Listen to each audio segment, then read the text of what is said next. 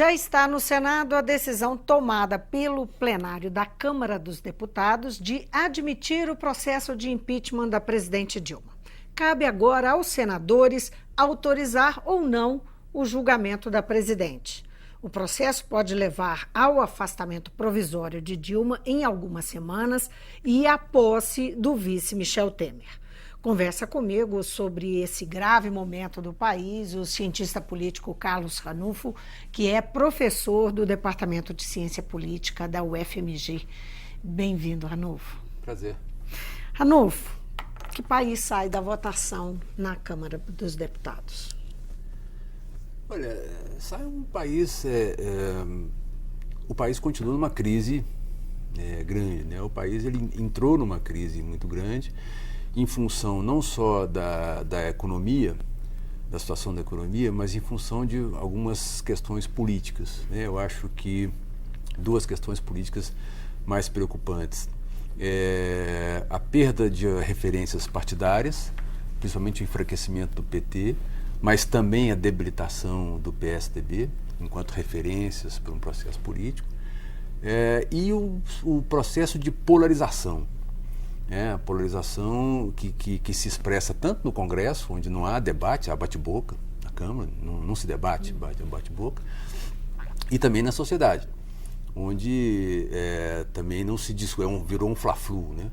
Então esse processo de polarização e desgaste, perda de referência dos dois principais partidos é uma novidade. Até 2 anos atrás nós não tínhamos isso. Nós passamos um bom período com PT e PSDB muito sólidos na questão da disputa presidencial e com a disputa política sendo conduzida em termos moderados. Mas dá para a gente vislumbrar o que vem a partir disso? Não, a partir daí vem instabilidade política. Quando você veja bem, não é só o fato de que o PT perdeu muito da sua capacidade. O PT foi uma âncora desse sistema político durante um bom tempo. E, do outro lado, o PSDB como um anteparo, um contraponto ao PT. Não é só o PT. O PT perde essa sua força, mas, do outro lado, ninguém aparece, né? E o próprio PSDB, hoje, se você vê, seus candidatos caem na pesquisa, não conseguem participar de manifestações. Então, você perde referências partidárias importantes, que são fundamentais para qualquer democracia. Né? E isso num sentimento... Eu diria o seguinte, hoje, na população, você percebe de maneira muito clara que uma parcela da sociedade que votava no PSDB apenas para derrotar o PT, agora vai começar a buscar outros caminhos mais à direita, né? Que caricaturalmente seria um Bolsonaro. Só que Bolsonaro é um candidato com sérias limitações, né? Um candidato que ele é extremado demais. Um candidato que elogia torturadores, né? Dificilmente ganha uma eleição, dificilmente é competitivo, né? Ele elogia torturadores. Ele, na votação, ele deu uma declaração extremamente infeliz, dizendo que, se referindo ao pessoal, ao PT, os que foram derrotados em 64 vão ser agora também. Ou seja, dizendo, estamos dando outro golpe, né? Então, ele e o filho. Ele e o filho. Então, acho que o país sai pior, né? Do ponto de vista político. Do ponto de vista econômico, está na mesma, porque essas coisas não mudam rapidamente. Mas do ponto de vista político, está pior. Até porque a economia está dependendo de ser destravada. Eu acho que, no geral, o impeachment foi um grande erro. Né? Embarcar nessa luta foi um grande erro, porque nós vamos pagar as consequências dele. Falando sobre, enfim, esse momento específico, né, essa segunda-feira, após a votação da admissibilidade do processo de impeachment da presidente na Câmara, o vice Michel Temer já trabalha, né, a notícia é essa, que ele já trabalha para acelerar o processo no Senado, onde agora realmente vai acontecer. Ele deve ser autorizado e aí depois vem um julgamento, afastamento da presidente e tal, como eu disse há pouco.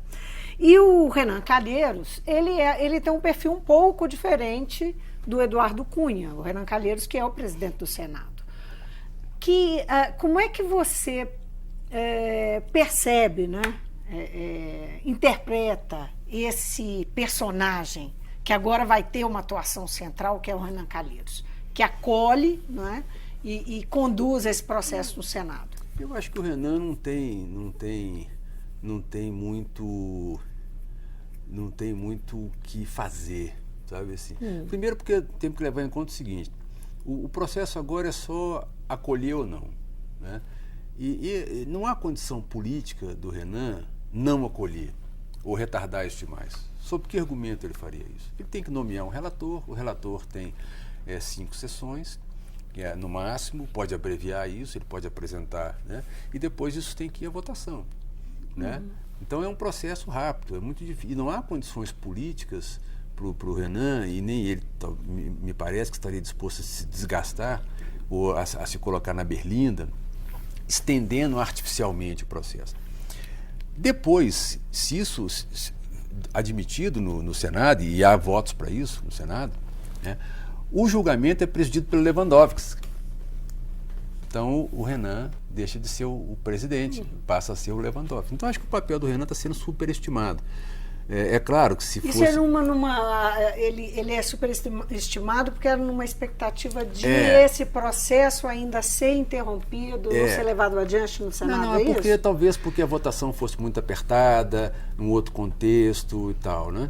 Mas eu acho que... Você acredita que não tem jeito? Esse impeachment está dado? Eu acho... Que é só uma questão de tempo? A minha avaliação, posso estar errado, a conjuntura tem nos ensinado que as coisas estão mudando muito rapidamente, mas eu acho que está dado, né? Eu acho que o impeachment está dado, não há condição política de retardar a admissibilidade disso no Senado.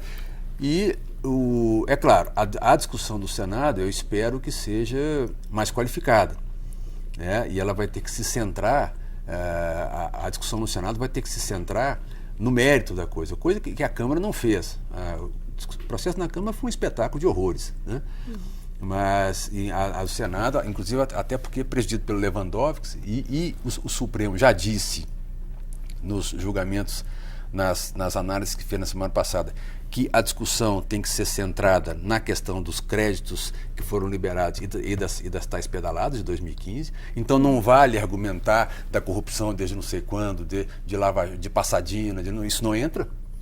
Isso não entra, né? O Senado vai ter que se posicionar sobre os 2 pontos levantados pela denúncia apresentada pelo Miguel Reale e pela Janaína, né? Janaína.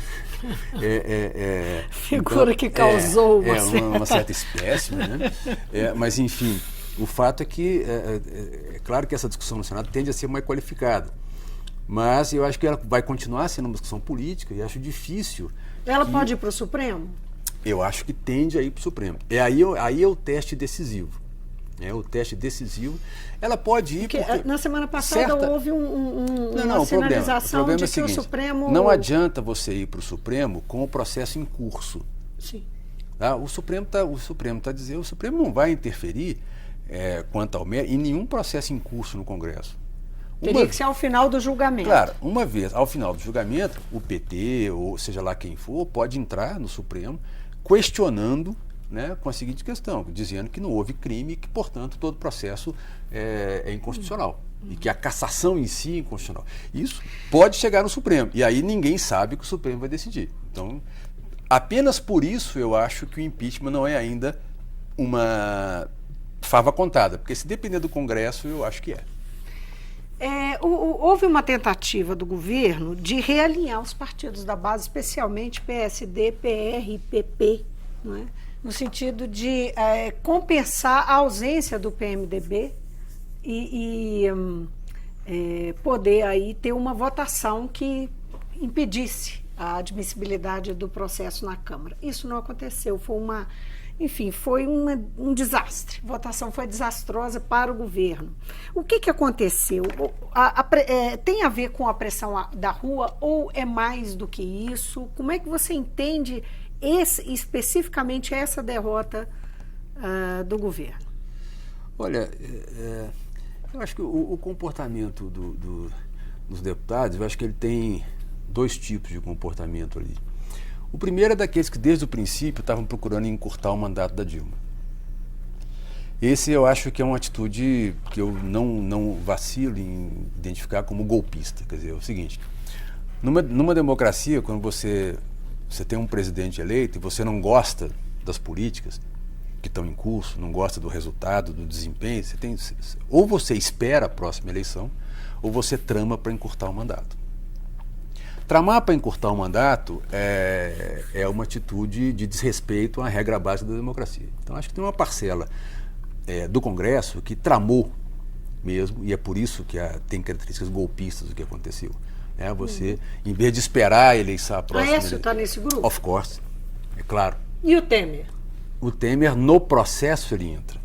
Eu diria que quem conspira desde 2014 para encurtar o mandato da Dilma, conspira de todas as maneiras, são PSDB, DEM e PPS. Esses 3 partidos, eles mostram muito pouco apreço pelo resultado das eleições. Eles trabalham pedindo recontagem de voto, entrando no TSE, se aliando à Cunha e depois aderindo ao impeachment. Eles vão numa sequência, uma série de atuações, mas o objetivo era claro: precisamos encurtar o mandato da Dilma, temos que achar como. Isso é uma atitude golpista. Tá? Agora, tem uma outra parcela da Câmara, do Congresso, que simplesmente foi aderindo nesse final ao processo de impeachment, já por perceber que não havia mais governo. Tá? Então começam... É o caso da fragilidade mesmo. O caso do Fernando Henrique Cardoso. O Fernando Henrique Cardoso adere ao impeachment envergonhadamente. Ele diz o seguinte: não era o melhor, tal, mas... assim também, exato, não era o melhor, mas não tem mais governo, tem que ter impeachment. Né? Quer dizer, é o seguinte, existe uma pergunta que é feita quando se faz pesquisa de opinião na América Latina, o Latino Barômetro faz muito isso. Você pergunta, a pergunta é a seguinte: você concorda com a seguinte afirmativa?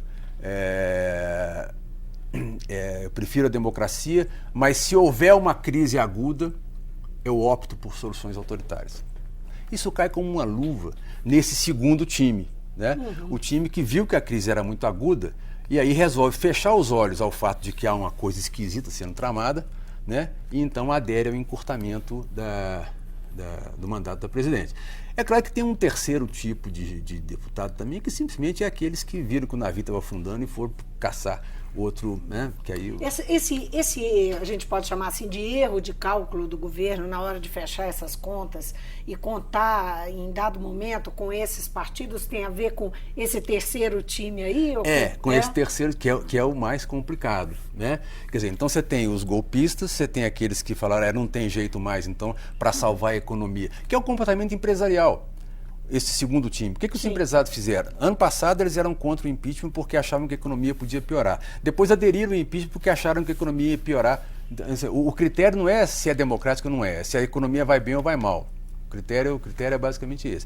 E tem um terceiro time que é daqueles que se dispõem a negociar qualquer coisa, né? Quer dizer, onde está o PMDB, onde está boa parte da própria base do governo, né? Da própria base do governo, que a hora que o navio começou a afundar, começou a abandonar. E aí não adiantaram esses esforços de última hora para você recoesionar. Isso tem alguma relação, essa base desse jeito, tem alguma relação com um presidencialismo de coalizão também esgarçado? Olha, as pessoas pessoas falam muito isso, né? O problema está no presidencialismo de coalizão, mas quando você olha para o Congresso e você vê lá 25 partidos, 26 partidos, e o maior partido tem 13% de votos lá dentro, você pergunta, como é que você governa? Isso vai ser um problema também para Temer, se tiver eleições, enfim. Se você tem um Congresso onde o maior partido tem 13%, das duas uma. Ou você acredita que aquele Congresso é cheio de pessoas de boas intenções e toda vez que o governo mandar uma boa proposta ele vai aprovar, quem acredita nisso é ingênuo, né? Ou você vai ter que fazer o seguinte: como é que o governo consegue maioria? E essa maioria em qualquer lugar do mundo é feita negociando posições políticas, fazendo concessões políticas, negociando cargos, negociando espaço. Não tem mágica a fazer. Então nós chegamos ao presidencialismo de coalizão por uma imposição do nosso sistema partidário, do nosso sistema de representação. Tá? Nós chegamos a um Congresso onde só tem índio, quase não tem cacique, vamos dizer assim. Né? Ninguém manda em nada, ninguém coordena nada, ninguém controla nada. Tamanha é a pulverização do poder. É muito difícil trabalhar com um sistema político dessa ordem.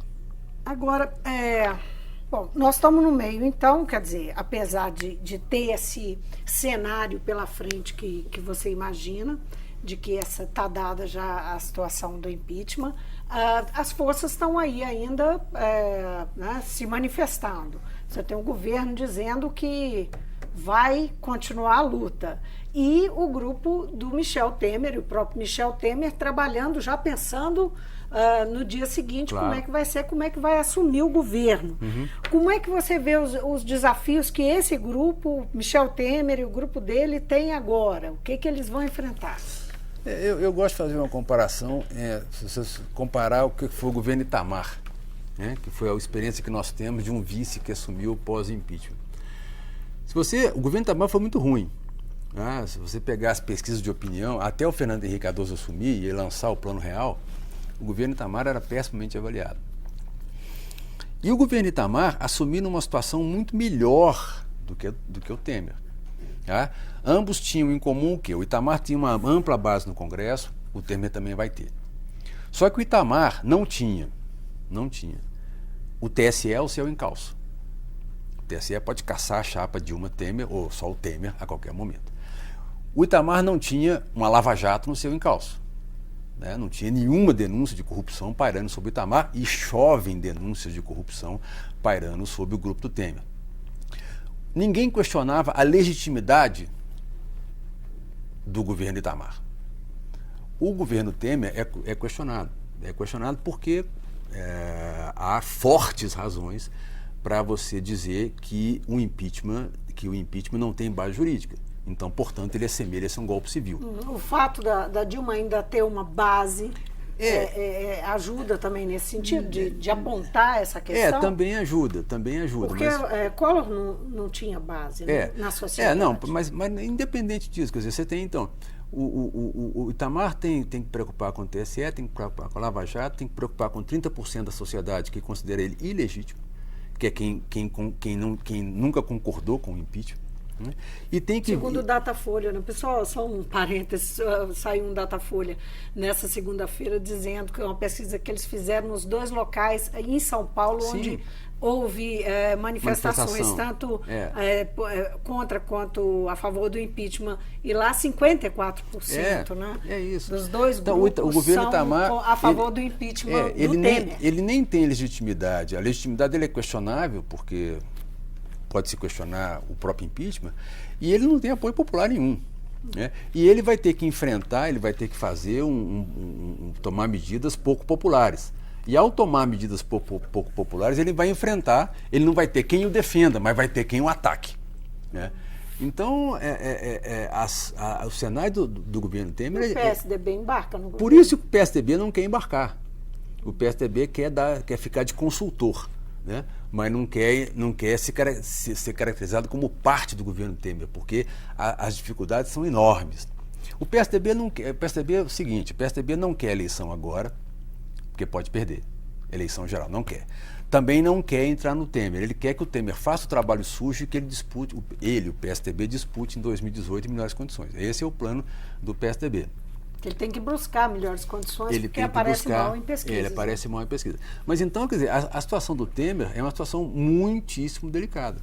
Uhum. Assim, se você compara com o governo Itamar. Quer dizer, o governo Itamar era um céu de brigadeiro e o Temer vai enfrentar tudo. E outra coisa, a situação econômica do país hoje é muito pior do que a época do governo Itamar. Na época do governo Itamar, a inflação era muito alta, mas nós não tínhamos esse cenário de depressão. Né? Uma economia completamente que vai para o 2º ano de PIB negativo. Isso é dificílimo de você reverter. Do lado do governo, alguma coisa, assim, o que se pode esperar de movimentação? Afinal de contas, o governo tem ali movimentos sociais e centrais sindicais que parece que reacenderam o ânimo em relação ao apoiamento ao governo. Aí tem 2 observações. Primeiro é que o impeachment, não só o impeachment, mas também todo o processo de cerco ao Lula, que antecedeu o impeachment, né? Com prisão, parquinho, pedalinho, aqueles negócios todos, aquilo ali rearticulou uma certa militância em torno do PT. Tanto é que hoje, se você for pensar, qual é o único partido que põe gente na rua? É o PT. Ninguém põe. Porque os movimentos pró-impeachment não tinha partido pondo gente na rua. Se fossem lá, eram inclusive expulsos. Então, há uma rearticulação dessa base do PT. Só que é um PT antigo, esse que se rearticula. É um PT sustentado em movimentos sociais, enquanto que o PT de 2002, o PT que chegou ao poder, já era um PT mais de classe média, é um outro PT, mas de qualquer maneira se rearticula. Agora, o que o PT pode fazer? Ele não pode sair por aí pedindo impeachment do Temer, é uma contradição. Se você acha que não faz sentido o impeachment da Dilma, também não faz do Temer, porque as razões seriam as mesmas. Né? O impeachment, na minha opinião, o impeachment do Temer é tão descabido como seria o da Dilma. Por cagar de pedalada, sei lá o que for, não interessa. Né? Então não dá para você fazer isso. A estratégia que o PT tem é essa que está se anunciando aí. Quer dizer, claro, o PT vai para a oposição, mas a oposição tem que ter um móvel. O móvel pode ser, isso está se especulando agora, no calor dos acontecimentos, a ideia de um encurtamento do mandato da Dilma e a proposição de uma eleição antecipada. O que tem enormes complicações, né? Por exemplo, o presidente que entraria... Que é o discurso da Marina Silva e da discurso da Marina Silva, mas tem enormes complicações. O presidente que assumiria agora teria um mandato de 2 anos ou teria um mandato tampão de 6 anos? Se for um tampão de 6 anos, entende? Tem muitas complicações, mas é um discurso, é discurso. Você quando está na defensiva, você tem que ter um discurso para ir para a rua. Né? Chance de uma proposta dessa ser aprovada, eu diria que é muito pequena. Ainda mais quer dizer, ela tem 2 pontos. Há senadores articulando essa proposta, que não são só petistas. Petistas, Cristóvão Buarque, Paulo Paim, Randolph e tal.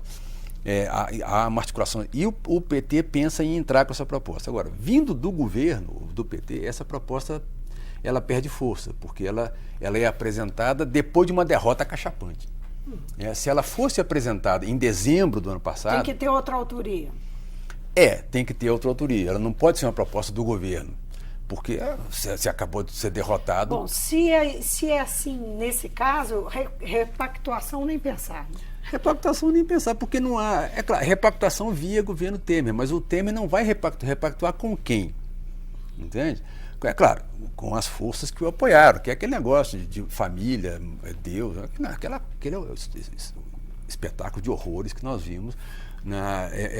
É um campo que vai do elogio a um torturador, né, até a invocação de Deus, da família, das mulheres, e dos filhos, dos netinhos, do cachorro, papagaio, todo mundo apresentando isso como razão para o voto, que é um negócio assim, sensacional.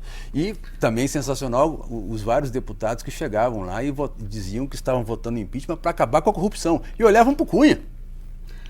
Né? E olhavam para o Cunha. Então nós vamos aqui acabar com a corrupção, senhor presidente. Tenha paciência. Professor, muitíssimo obrigada por vir aqui mais uma vez analisar esse cenário tão confuso, que a gente sabe que tem que esperar os acontecimentos, mas enfim, é sempre muito esclarecedor. Muito obrigada por vir. Estamos à disposição. Eu conversei com o cientista político Carlos Ranulfo, professor do DCP, do Departamento de Ciência Política da UFMG. Nossa conversa aqui foi esse dia seguinte, após a votação na Câmara dos Deputados, da admissibilidade do impeachment da presidente Dilma e o que está por vir. O Mundo Político fica por aqui. Obrigada por nos acompanhar e até o próximo programa.